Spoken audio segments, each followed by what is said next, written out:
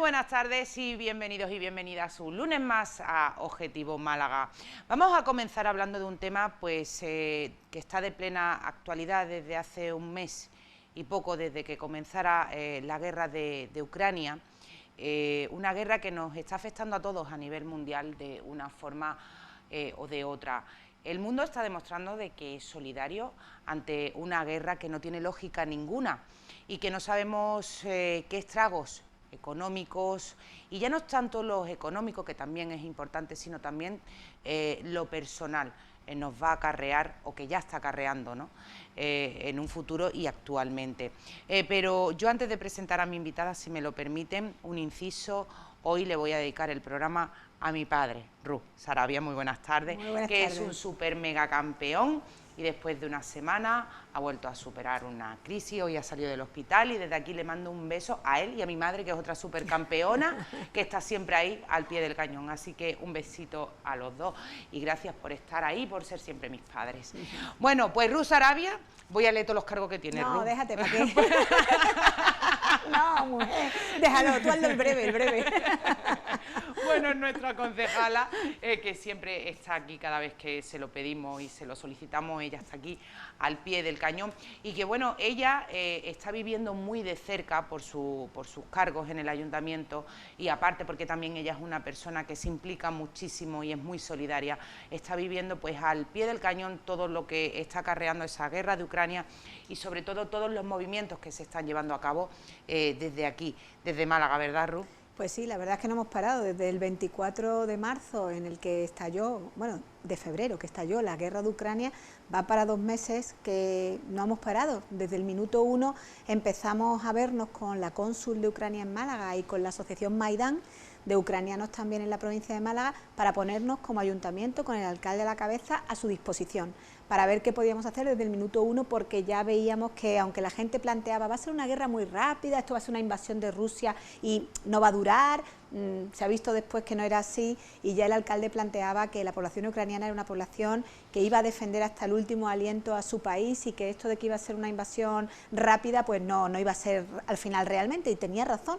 Y desde entonces, bueno, pues la verdad es que han sido muchas las cosas que hemos hecho. No nos podíamos imaginar que 2 meses después iba a seguir siendo tan necesario el apoyo, la solidaridad, como bien has dicho, Desi, que siempre, tú sabes, lo hemos mencionado en otros momentos y en otras crisis, siempre los malagueños y las malagueñas dan un paso adelante y se comprometen cuando ven una tragedia en cualquier parte del mundo, pero es que esta, en pleno corazón de Europa, yo creo que nos ha tocado a todos muy de cerca. Nos hemos puesto en el lugar de las personas que tienen que dejar ese país, Ucrania, en el centro de nuestro continente, y hemos pensado que nos podía ocurrir a cualquiera y que teníamos que abrir nuestras puertas, y literalmente se han abierto cientos de hogares para atender y para acoger a las personas refugiadas, que teníamos que enviar ayuda y se ha mandado ayuda, que teníamos que ver todo lo que estaba a disposición por parte de los malagueños para poder tanto enviar allí como aceptar y recoger una vez que vinieran ellos aquí, y atender esas necesidades que no sabemos durante cuánto tiempo van a seguir y van a existir.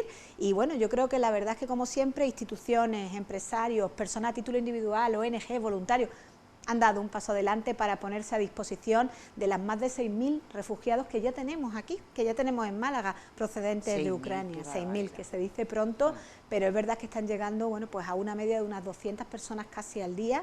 Y bueno, y hay muchas cosas que estamos haciendo y que todavía va a hacer falta que sigamos a lo largo de los próximos meses, sin duda, porque su idea es volver a su país, como la que yo creo que tendríamos cualquiera de nosotros, ¿no? Volver a nuestra casa o lo que haya quedado de ella, reconstruir ese país y volver a intentar recuperar la vida que un día se vio cortada. Ellos estaban, pues como nos puede pasar a nosotros, con nuestros trabajos, los niños en los colegios, los jóvenes en la universidad, y de pronto se paraliza todo y ellos quieren volver, desde luego. Sí, porque hablamos de Ucrania y que no se nos olvide que es un país, de hecho la gente que está llegando aquí es gente muy formada, gente con carreras universitarias, que no estamos hablando, discúlpenme la expresión, de un país tercermundista, ¿no? Sino que estamos hablando de un país desarrollado, donde la gente tenía una vida normal como la que tenemos tú y yo, y que de pronto ha visto como se les ha roto su vida en mil pedazos. Sí, yo cuando la gente me pregunta por qué se está volcando tanto todo el mundo con lo ucraniano, y ha habido muchísimas guerras y hemos recogido y aceptado, y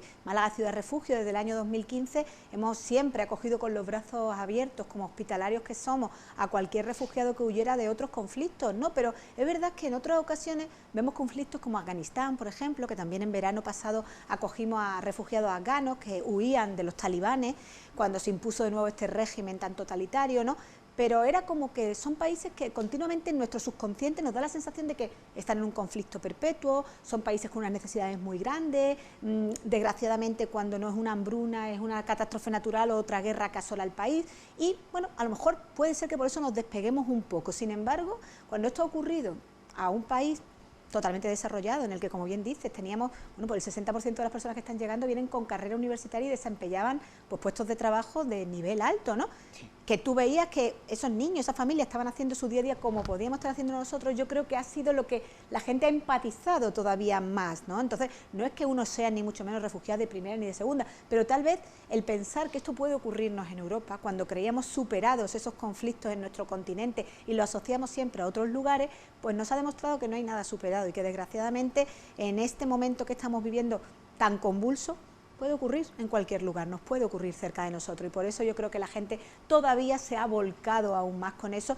Y bueno, y de hecho las decisiones que ha tomado la propia Unión Europea, la Comisión Europea, de conceder esta condición de residencia y de permiso de trabajo inmediato, es la primera vez que lo veíamos, no lo hemos visto nunca con nadie, y yo creo que esas decisiones se han tomado también, bueno, primero porque ha sido una invasión clara, no ha sido una guerra entre dos que pelean por un territorio, sino ha sido una invasión clara, y porque al final que esto te ocurra, como decía, nos recuerda a años de las Primera y la Segunda Guerra Mundiales, conflictos que creíamos desde luego muy superados y que desde luego nos damos cuenta que pueden volver a ocurrir, porque mientras que haya personas, dictadores que quieren conquistar territorios aunque no sean ya de su país, pues estamos al final a expensas de que nos pueda ocurrir. Y por eso yo creo que ha sido pues ese volcarse con la ciudadanía, ese ver, pues tenemos más de 900 familias que quieren acoger a personas ucranianas, que sobre todo lo que vienen son familias de madres con niños, porque los hombres se quedan al final en el país para luchar, para defender sus hogares, para intentar que no se acabe totalmente y se destruyan todas las ciudades, ¿no? Entonces al final lo que están viniendo son o mujeres solas, mujeres con niños y abuelos de edad muy avanzada, porque hasta abuelos con 70 años quieren quedarse para defender el país. Es curioso también, ¿eh? La mentalidad, no sé, a lo mejor si nos ocurriera a nosotros reaccionaríamos de la misma manera, ¿no? Pero esa mentalidad de luchar hasta el último aliento por su país, de estar preparados. Nos comentaba la presidenta de la asociación Maidán que semanas antes ella estuvo viendo a su familia en Ucrania y ya se respiraba ese ambiente de que iba a haber una invasión, tal, y las personas ya estaban buscando las armas, habilitando los refugios, los búnkeres. A nosotros nos suena como, yo no sé, Desi, a lo mejor me equivoco, pero piensa, como una película. Aquí, Dios mío, esto es como una película efectivamente, claro, que no puede ocurrir, ¿no? Y sin embargo ellos tenían como esa mentalidad de aceptación de lo que iba a pasar y de prepararse ante ese conflicto, que a mí me llama, la verdad es que me llama mucho la atención en positivo, ¿no? De decir, jolín, que es resiliencia, de voy a ser práctico, esto va a ocurrir, voy a empezar a poner todo de mi parte para defender a mi país, y todos, desde los más jóvenes hasta los más mayores, querían estar allí para estar, bueno, pues preparados ante lo que se avecinaba, ¿no? Y con esa amenaza que yo creo que es el miedo que tiene el mundo entero con el señor Putin, por decirle señor de alguna manera, que no se sabe por dónde te puedes salir porque engañó a todo el mundo antes de esa invasión, y que amenaza con esas armas nucleares de utilizarlas en contra del mundo, que pensamos, este hombre no va a llegar a eso. Pero está claro que con las cosas y la mentalidad que tiene no sabemos por dónde no puede salir. A mí me llamó mucho, Ruth, la atención el día que fuimos, porque habéis hecho varios minutos de silencio en las puertas del ayuntamiento en contra de esta guerra, la cara de cansancio de la cónsul ucraniana.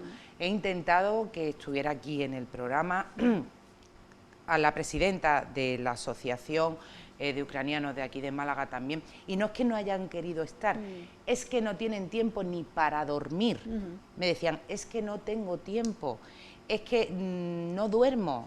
Recibimos miles y miles de personas residentes aquí en Málaga, de Ucrania que vienen a pedirnos ayuda. Las asociaciones están trabajando contrarreloj, recaudando alimentos, recaudando fármacos.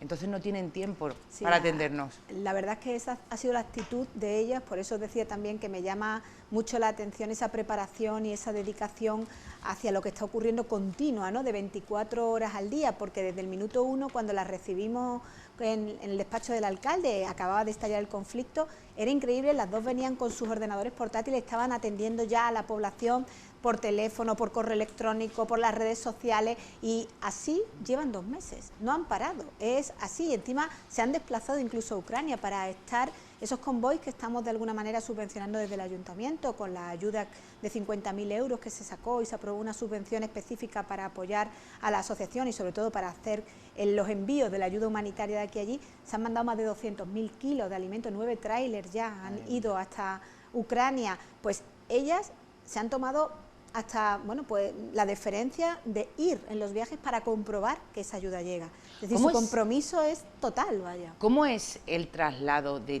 todos esos alimentos? Porque yo supongo que tendrán que pasar una serie de burocracias, de protocolos, hasta llegar allí y conseguir llegar allí. Bueno, lo primero que se ha hecho o que se hizo fue, nos pidieron, ¿no? Nos plantearon que ya sabían que iba a haber mucho, de alguna manera, mucha involucración de la población malagueña, un lugar donde acopiar toda esa ayuda, y se le cedió una nave en el polígono.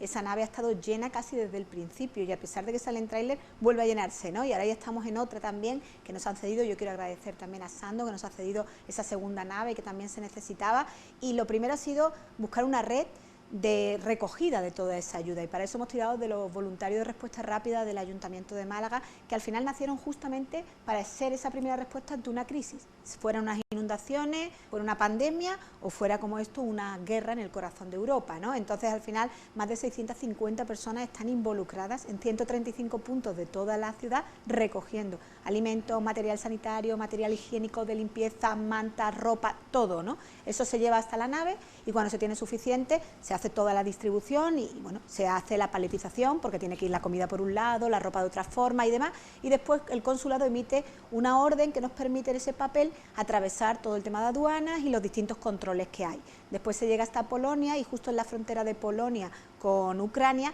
están justamente el personal de la asociación Maidán, que se desplazaron desde el minuto 1 para allá, para que en una nave que también les han cedido allí puedan ya después pasarlo a lo que son furgonetas más pequeñas, porque los camiones, bueno, pues no estaban permitidos por el riesgo que podían correr de bombardearlo y demás, y entonces entra en furgonetas más pequeñas y va a las distintas ciudades, a Heliópolis, a Kiev también, a Mariupol, se va distribuyendo según lo que van necesitando, las medicinas, las mantas, bueno, de todo tipo de cosas, porque además han ido planteándonos cuáles eran las necesidades y eso hemos ido cambiando. Desde el minuto 1 que nos pedían unas cosas son distintas de las que ahora mismo nos piden, entonces hemos ido también informando a la ciudadanía de qué era lo que se podía donar, y luego esos 135 puntos se han enriquecido también con los supermercados Mascón, que yo siempre agradezco a Sergio Cubero la buena disposición que tuvo desde el minuto 1 de poner todos su supermercado a disposición como puntos de recogida y hacer campañas específicas y donar ellos también, ¿no? Entonces eso nos ha permitido al final pues que entre la ayuda de los malagueños más lo que hemos tenido de colaboraciones de empresarios y demás, mandar esos 9 trailers con ayuda y después, bueno, pues agradecer que también todos, desde las empresas de transporte a Cotral, han querido que los conductores fueran voluntarios, para no tener que repercutir y que así nuestro dinero se estirara muchísimo más como un chicle y nos diera para mandar muchos más camiones, ¿no?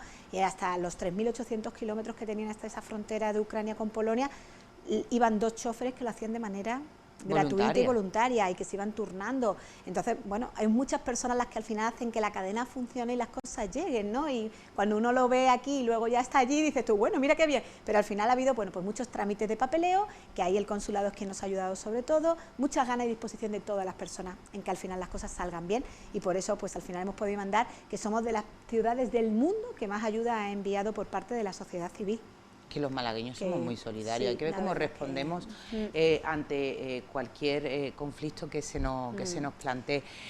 El protocolo, por ejemplo, para una persona que decide salir de allí, porque todavía para mí, todo mi respeto, hay muchísima gente que, mujeres incluso, que deciden quedarse en su ciudad y no se quieren mover de donde viven, donde han vivido toda su vida. ¿Cuál es el protocolo que se sigue desde la persona que decide salir hasta que llega aquí a Málaga? Lo normal es que, excepto las ciudades que están muy cerca de la frontera, que en muchos casos van incluso a pie o en transporte privado, el resto suele ir en trenes, porque tiene una muy buena combinación entre lo que es el país con tanto la parte de Rumanía como la de Polonia, por lo tanto suelen salir en trenes. Una vez que llegan allí, ya en las propias estaciones hay personal de las ONG internacionales, de Cruz Roja, UNICEF y demás, en las que ya van recogiendo a estas personas y llevándolos a un centro. Pues, por ejemplo, en Varsovia el Palacio de Ferias y Congresos se ha convertido en un megacentro de recepción de refugiados, y así en Rumanía y demás. Se han habilitado estadios de fútbol,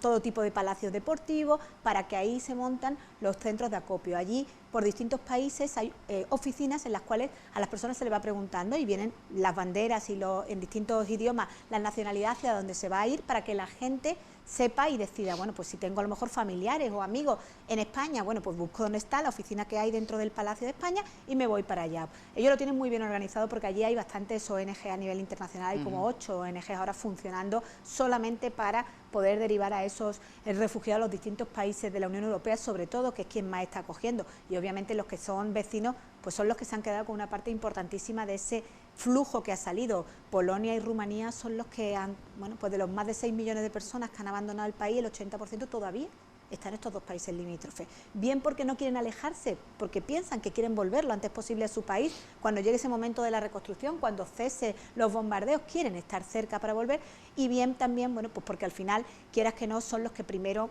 te quedas allí, y a lo mejor te da la sensación, no tengo que seguir un viaje más largo si no tengo o familia o amigos en otro país europeo, pues me quedo aquí en estos lugares. Si no, desde allí directamente ya llegan en autobuses, también se han habilitado por parte de distintas compañías aéreas vuelos gratuitos o a un precio muy bajo en el que solo pagan las tasas.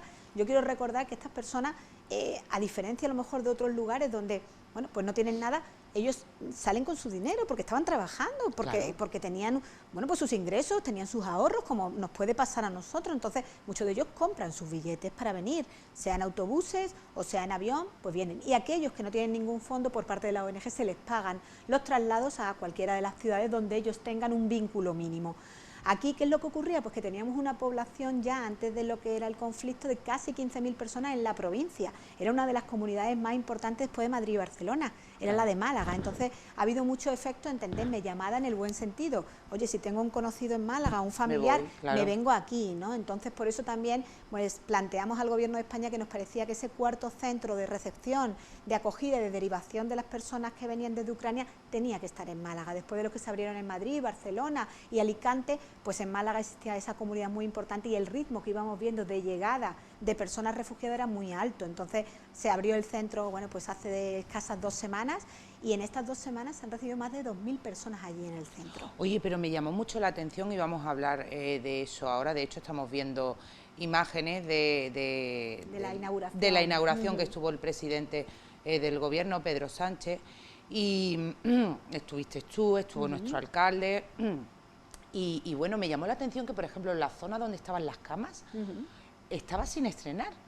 Y le estuvimos preguntando a voluntarios de allí y nos decían que es que no lo habían necesitado porque la gente estaba en casa de familias de acogida, de familiares que tenían aquí, y me llamó mucho la atención eso. Sí, la verdad es que, bueno, ellos planteaban al principio la zona de camas, que en otros, bueno, pues tanto en el de Madrid como en el de Barcelona o en el de Alicante, ha sido de lo más utilizado. Y que aquí era como, bueno, pero es que todo el mundo encuentra un sitio donde quedarse, no necesitan utilizar el recurso, ¿no? Bueno, pues estupendo, al final tenemos más de 1.500 plazas en distintos centros, pisos y demás, más las 900 familias de acogida. Tenemos un dispositivo muy amplio, ¿no?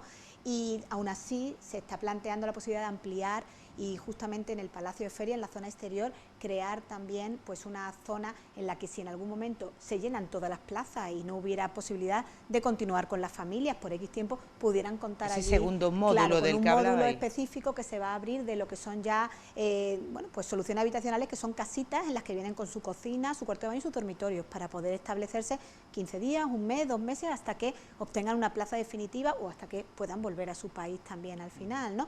Pero sí que es cierto que allí se planteó sobre todo la posibilidad de hacer todo de una forma centralizada, que era más cómoda que tener que ir de un lugar a otro. Desde que llegara la persona a Málaga, si llega al Palacio de Ferias, puede tener todo, desde la tarjeta sanitaria, solicitar ya el permiso de residencia y trabajo, le hacen incluso el documento provisional con el que ya pueden atender a la familia, se les hace también las pruebas del coronavirus. Al final, el estar las tres administraciones conjuntamente, lo que es la nacional, a través de policía sobre todo y extranjería, la administración local y la administración regional, con la parte de salud sobre todo, que es la que más preocupa, va a haber hasta un módulo de atención a las mascotas, porque muchos vienen con sus propias mascotas que no han querido dejarlas allí, su perro, su gato, y vienen también, y aunque nos parezca algo como, bueno, estamos hablando de salvar vidas, bueno, pues sí, porque para muchos son parte de su familia esa mascota también, y se la han traído desde la otra punta, ¿no?, de Europa también.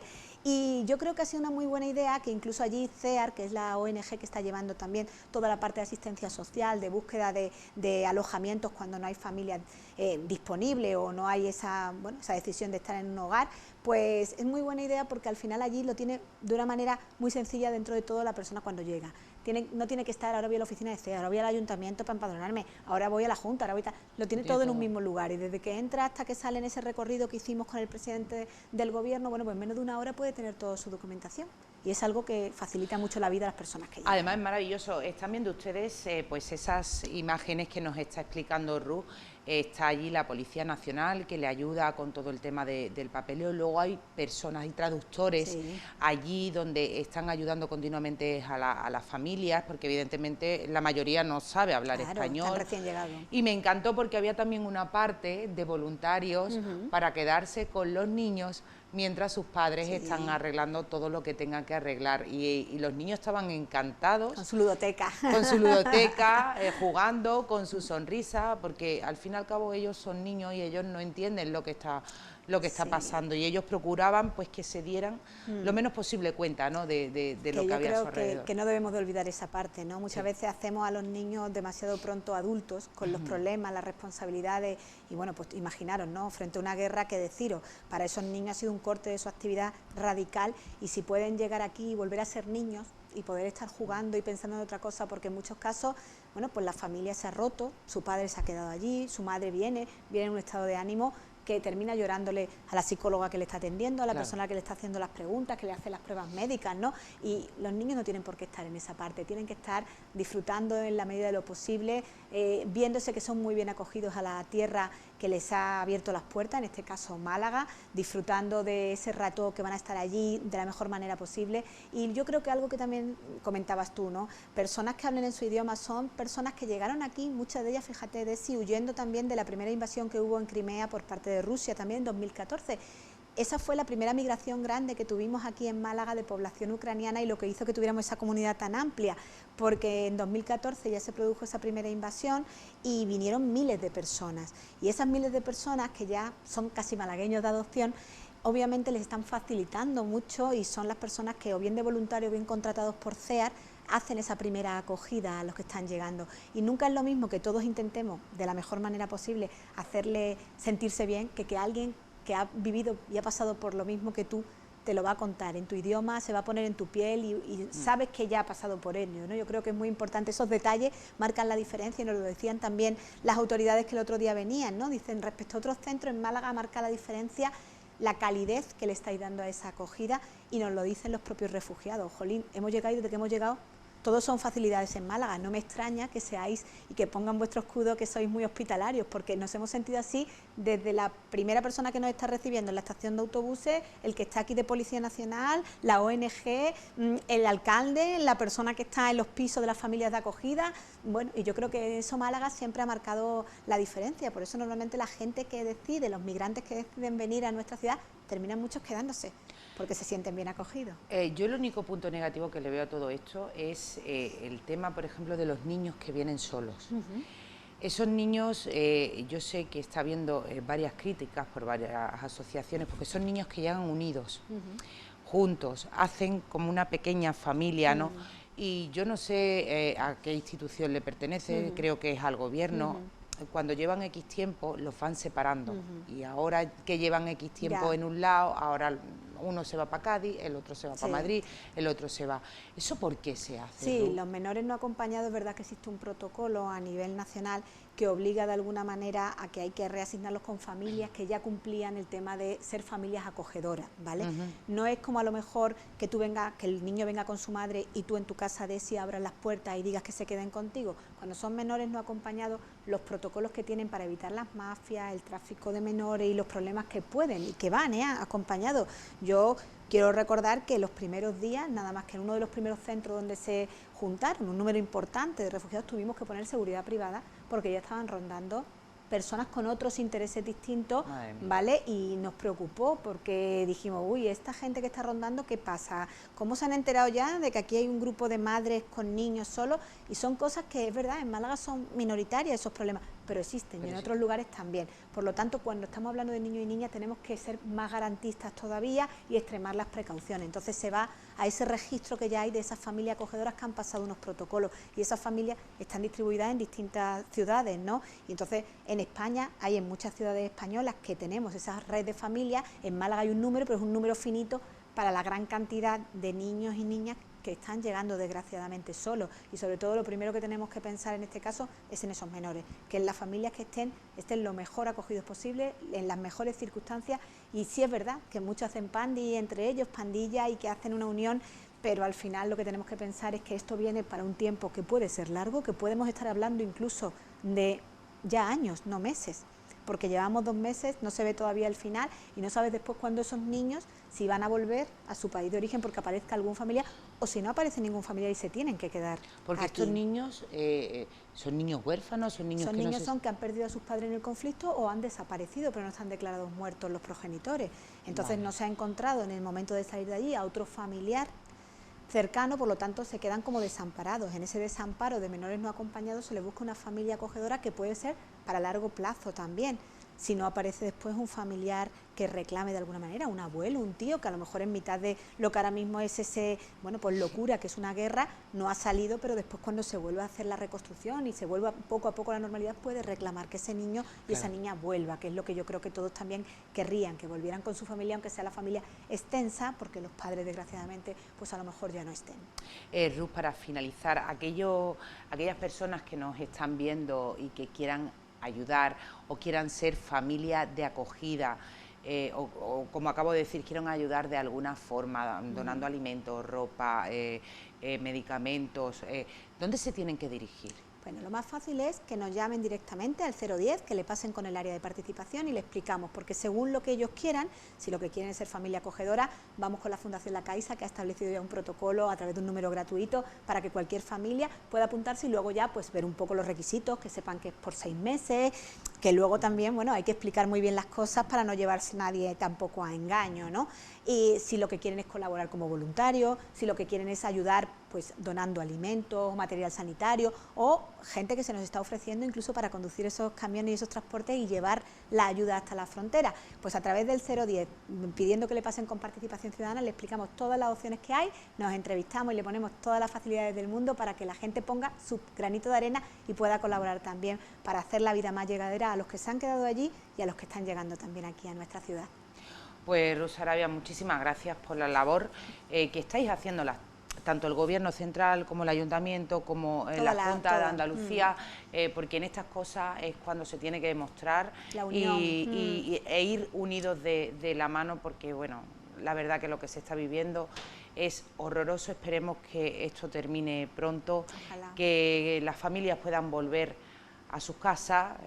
La mayoría, evidentemente, como ha comentado Ruth, estarán destruidas, pero que bueno, tengan esa paciencia para reconstruirla y volver a tener pues el país que era Ucrania. Pues muchísimas gracias, Ruth, por haber estado con nosotros. Siempre, Desi, un placer.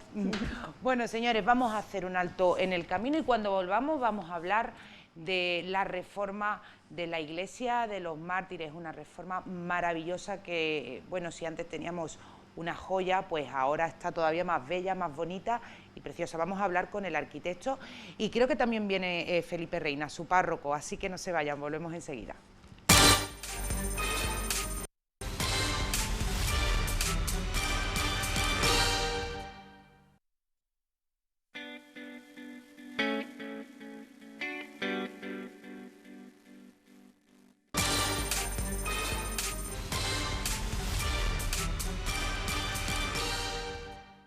Bueno, pues estamos de vuelta cuando pasan escasos 4 minutos de las 8 de la tarde, así que continuamos en directo. Y bueno, yo pensaba que iba a estar Felipe Reina con nosotros, pero no pasa nada. Felipe Reina es el párroco de la Iglesia de los Mártires de San Juan. Bueno, es que tiene el pobre tantas cosas. Muy buenas tardes, Pablo Pastor. Buenas tardes a todos. Arquitecto técnico del Obispado de Málaga y el responsable de esa obra, esa reforma, esa rehabilitación de los Mártires. Gracias por estar aquí. Muchas gracias a vosotros. Bueno, el pasado viernes ya se pudo ver en todo su esplendor esa iglesia, porque se celebró la misa de Acción de Gracias, se abrieron esas puertas para todos los ciudadanos malagueños y pudimos pues apreciar esa magnífica rehabilitación, reforma que ha durado 2 años, por culpa de la pandemia también hay que decirlo, porque empezasteis las obras y se tuvieron que paralizar por el tema de la pandemia, pero bueno, unas obras que había ganas de terminar de ver, porque hay que decir que la Iglesia de los Mártires para mí es una de las mejores joyas que tenemos aquí en Málaga, Pablo. Sí, así es. Bueno, es la última iglesia que se reforma en el siglo XVIII, como el resto de las parroquias del centro histórico, y se le encomienda al maestro Antonio Ramos. Y yo creo que bueno, la decoración que él le da a los mártires tan rococó hace que la verdad es que con una manita de pintura sea una iglesia muy agradecida.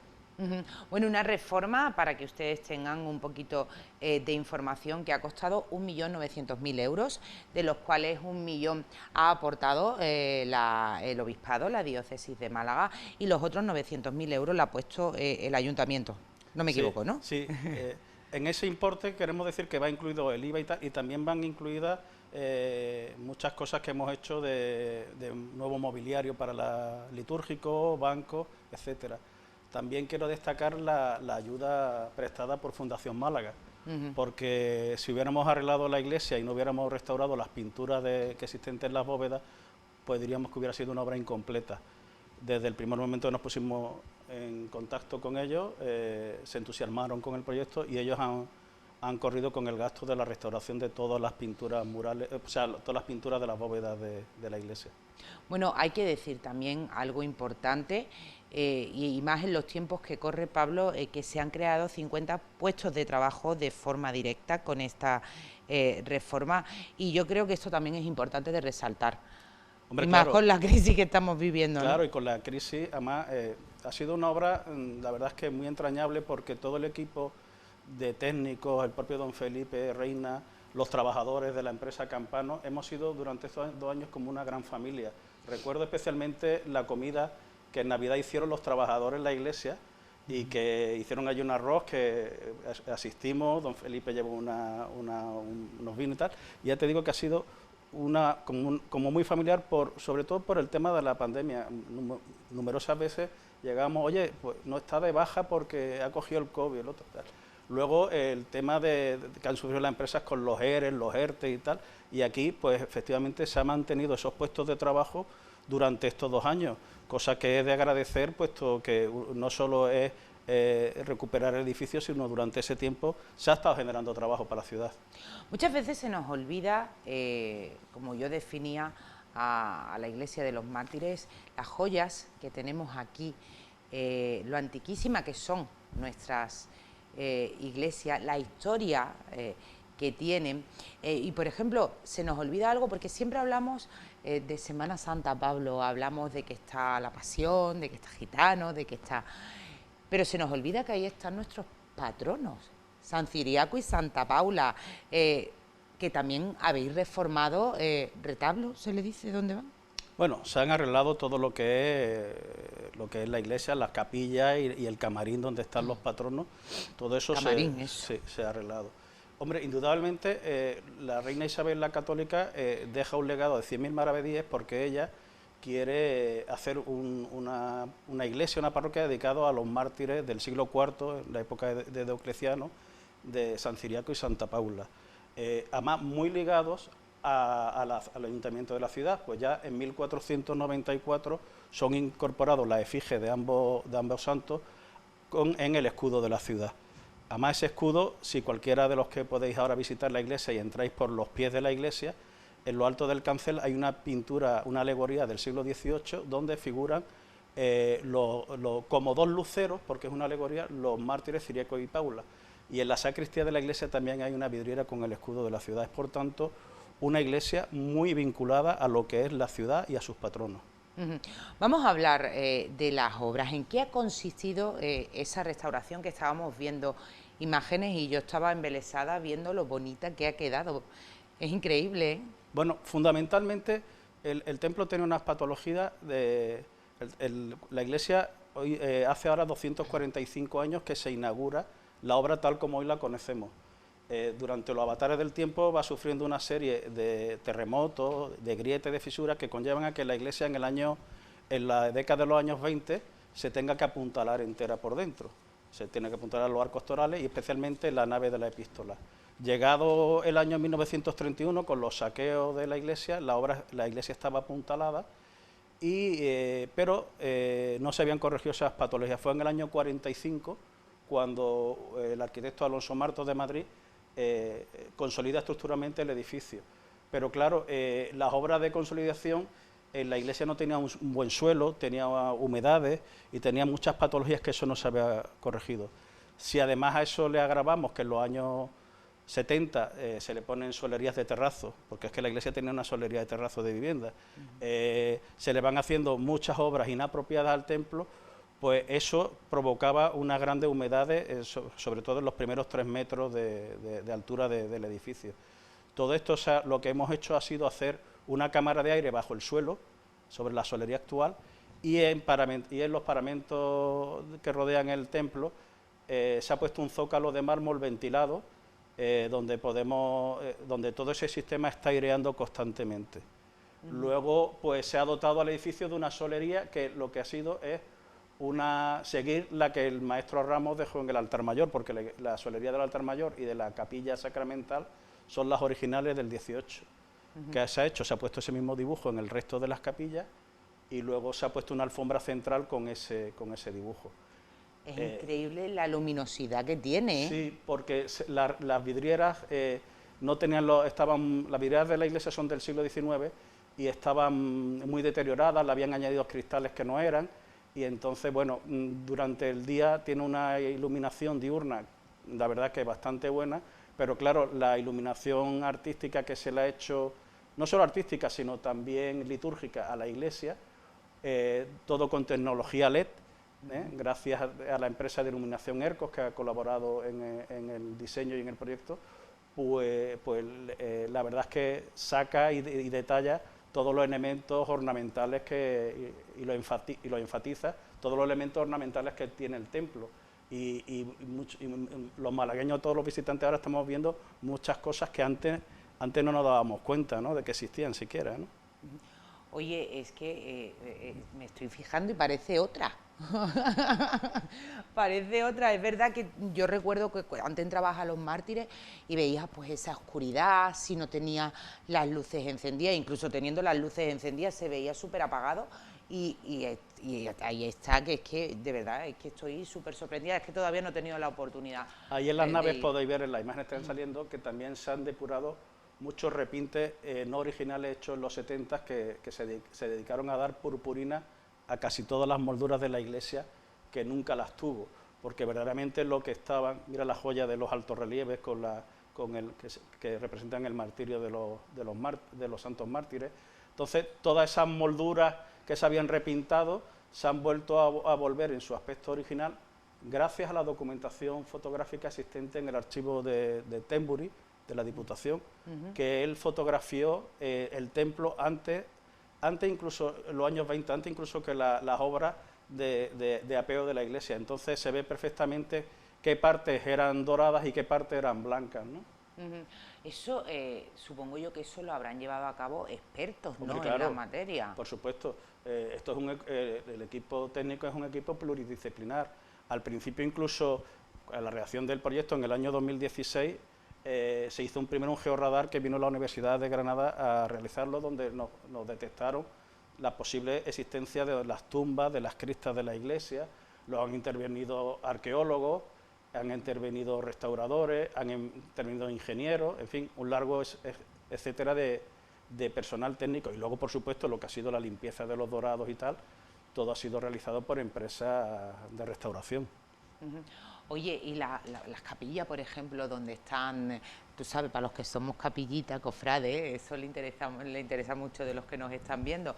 ¿Qué se le ha hecho a esas capillas, por ejemplo, lo hemos dicho antes, dónde está la pasión, dónde están los gitanos, dónde está la oración en el huerto? Lo que es obra, lo que se ha hecho es dotarle del suelo, los revestimientos, la pintura y la iluminación, porque lo que es retablos que existieran y tal no se han tocado, se han protegido durante la obra y luego se han limpiado. Hay unos retablos pertenecientes a la parroquia que en estos últimos 2 meses, pues con los restauradores también se han limpiado, con carpinteros se le han añadido o consolidado piezas que faltaban, pero el aspecto de las capillas de las cofradías sigue siendo el mismo, ¿no? Lo único que yo creo que ha ganado la iglesia es que se han recuperado las rejas, la rejería que tenían todas las capillas en el siglo XVIII. Se conservaban nada más que las capillas que eran propias de la parroquia, porque las de las cofradías, las distintas cofradías a lo largo de los años la habían suprimido y sustituido por una rejería no acorde con el tiempo, con el templo. Pero quiero destacar aquí la colaboración que ha habido por parte de todas las hermandades, cofradías, tanto de Pasión como de Gloria y asociaciones que están en la iglesia, porque desde el principio de la obra su colaboración ha sido total en recuperar todo lo que es la iglesia. Se habló con ellos para el tema de las rejas y la verdad es que su aportación siempre ha sido positiva. La única capilla que ahora mismo va a estar de montar el retablo, la de la Cofradía del Huerto, pues porque, si recordáis, el retablo de la Hermandad del Huerto estaba sin dorar, estaba en madera, y ellos lo retiraron antes de la intervención y creo que va a tardar unos 2 años en finalizar el dorado. Entonces ellos han hecho provisionalmente, allí han adornado la capilla, pero es de forma provisional. Oye, y cuando habéis hecho esta obra de reforma, ¿os habéis encontrado con alguna sorpresa que la gente, que a lo mejor antes pasaba desapercibida para el público? Bueno, sabíamos mucha información, la iglesia, porque hay un plano de 1758, de un pleito que hubo, que tenemos el plano de cómo era la planta en aquel entonces, y además viene muy bien descrito de quién eran las capillas. Porque he de destacar que esta iglesia, si la gente se fija en la clave que hay en los arcos de las capillas, es de las pocas de Málaga que conserva la heráldica de los patronos que fueron patronos de esas capillas, donde tenían su enterramiento. Quiero recordar aquí la familia Villalón, la familia Carranque, la familia Natera, la familia Zapata. Eran una serie de familias nobles que tenían su bóveda y enterramientos en la iglesia. También, hombre, se ha recuperado, se ha vuelto a colocar en su sitio original la pila bautismal, que la pila bautismal de los mártires es de 1546, es la original hecha por Diego de la Portilla, el cantero Diego de la Portilla, que últimamente se había trasladado a los pies del presbiterio, pero ha vuelto a colocarse en la capilla que está al lado de la Hermandad de la Pasión, en la capilla sacramental. También, hombre, un elemento a destacar, creo que se ha recuperado, es la maravillosa puerta y cancel de la nave sacramental, que estaba antes pintado entero en esmalte marrón y se ha decapado y se ha descubierto sus maderas originales, que si las veis tienen 2 tonos, en pino y en roble, talladas y que están fechadas en 1756 también. O sea que yo creo que hay aspectos que hemos recuperado. Hombre, luego durante la excavación arqueológica pues sabíamos que la iglesia tiene un coro a los pies en el medio, pero eso lo tenían todas. Muchos de los malagueños, quizás de mi edad y mayores, recordarán que en la iglesia de San Juan de Málaga estaba abajo, el coro estaba abajo, en Santiago estuvo también el coro abajo en el centro de la iglesia, y esta de los mártires se quitó ese coro ya después de los años 40, después de la guerra civil. Había un pozo documentado y que lo encontramos en el centro de la nave, un pozo de agua dulce. El agua está muy superficial, allí a 3 metros ya hay agua dulce. Quizás eso a lo mejor era lo que provocaba las humedades también. Bueno, claro, el subsuelo, que ahí está, la humedad está a 3 metros de profundidad, entonces eso asciende hacia arriba. Yo ya por experiencia, los métodos químicos y todas esas cosas que hay de corte de humedad, la verdad es que no acaban funcionando. Entonces, lo que hemos hecho un poco es lo que hacían los romanos haciendo las termas. O sea, los suelos estaban huecos y las paredes huecos, y lo que hacían era circular el aire. Pues eso es lo que hemos hecho, porque la humedad no la vamos a quitar nunca, pero sí vamos con esa aireación impedir que por lo alto de los zócalos suba la humedad y afecta al templo. Y de esta manera estará aireándose siempre. Pero ese problema, por ejemplo, que tú estás contando, te lo digo porque lo he escuchado ya en varios templos, lo tienen muchos de ellos aquí en Málaga. ¿Por qué? Bueno, eran construcciones que son de fábrica de ladrillo, están cimentadas a 3 metros de profundidad, y como el nivel freático es muy alto, muchos de esos cimientos están embebidos dentro del agua. Entonces, por la ley del efecto Joule, suben por los poros y llegan arriba. Pero bueno, eso existía en la iglesia de Santiago, que la intervenimos hace 4 años, y se ha utilizado el mismo método, y las humedades ya no existen en la iglesia de Santiago. Perdón, sí existen, pero airean y no suben y no ascienden con esa aireación. Claro. Para ir acabando, Pablo, cuando la gente vaya a visitar los mártires, ¿tú qué le aconsejas? Bueno, yo les diría a todos ustedes que no se pierdan nada, porque cada detalle, según lo que hemos estado viendo aquí, lo digo porque es que yo todavía no he tenido la oportunidad de ir, es precioso, pero algo que tú recomiendes que se fijen y no les pase desapercibido. Hombre, yo le diría a la gente que se sentara en un banco un rato y que se contemplara, que abriera el ojo y contemplara. Y sobre todo se detuviera en el crucero, la gran simbología que tiene el crucero de los mártires, porque es una iglesia que esa reforma que hemos comentado la hace la capilla, la hace la hermandad sacramental que existía en los mártires, y entonces tiene muchísima simbología sacramental toda la decoración del crucero. Está el cordero místico, está el pelícano, está la vid, está la espiga de trigo, luego están las virtudes teologales y las cardinales. Tenemos también los altos relieves con el martirio, el juicio y el apresamiento de Ciriaco, el apresamiento de Paula y luego el martirio. Entonces, que se aprecien y se haga una lectura de todos esos detalles. Oye, pues me encanta, Pablo, porque aparte de ser el arquitecto técnico, nos ha dado aquí una lección de historia y de arte maravillosa. De todo hay que saber, ¿no, Pablo? Bueno, es que para intervenir en un edificio lo primero que tienes que hacer es empaparte de la historia del edificio. Después de todas las obras que tengas información que se han realizado. Eso es lo primero, es fundamental. Lo próximo que vais a hacer en el obispado, pues... ¿Sabes algo y no me lo quieres contar? No, ahora mismo la verdad es que no hay nada. Bueno, perdona, el obispado, la gran obra que se quiere hacer, por supuesto, es hacer la cubierta de la catedral. ¿Eso para cuándo? Tú, yo es que quería que me lo dijeras tú, no quería sacarlo yo. Bueno, ¿para cuándo tiene previsto? Es un proyecto que yo no llevo, que lo lleva el arquitecto Mané y Adolfo, pero yo sé que está ya en Cultura y creo que está pendiente al visto bueno de la Consejería de Cultura al proyecto. Me imagino que en cuanto esté el proyecto, pues buscar la financiación y empezar las obras. Oye, y eso que se ha hablado en muchísimas ocasiones, yo me voy a aprovechar ya que te tengo aquí y te pregunto, me voy a preguntar de todo a Pablo, que muchas veces se ha dicho, aquí se conoce a la catedral como la banquita porque está sin terminar, y hay mucha gente que dice que se debe de terminar y otra que dice que no porque le quita su encanto, porque si no ya no sería la banquita. ¿En algún momento se le ha pasado por el obispado el terminar esa torre que falta? Yo creo que la prioridad ahora mismo del edificio es preservarlo, y la única forma de preservarlo es ponerle una cubierta. A nadie se le ocurre en una casa hacer reformas en el interior cuando te estás mojando. Claro. Entonces, vamos a ir por paso, vamos a hacer la cubierta y en un futuro pues se verá. Han visto ustedes cómo me ha toreado la pregunta, ¿no? Muchísimas gracias, Pablo, pastor, arquitecto técnico de la Diócesis de Málaga, por haber estado con nosotros. Ha sido un placer. Muchas gracias a vosotros. Bueno, señores, hasta aquí nuestro Objetivo Málaga de hoy. Yo les deseo que sean buenos, que sean, como siempre, muy felices, y que les veo el próximo viernes en Distrito 29, que nos vamos a Los Prados, así que no se lo pierdan. Un beso.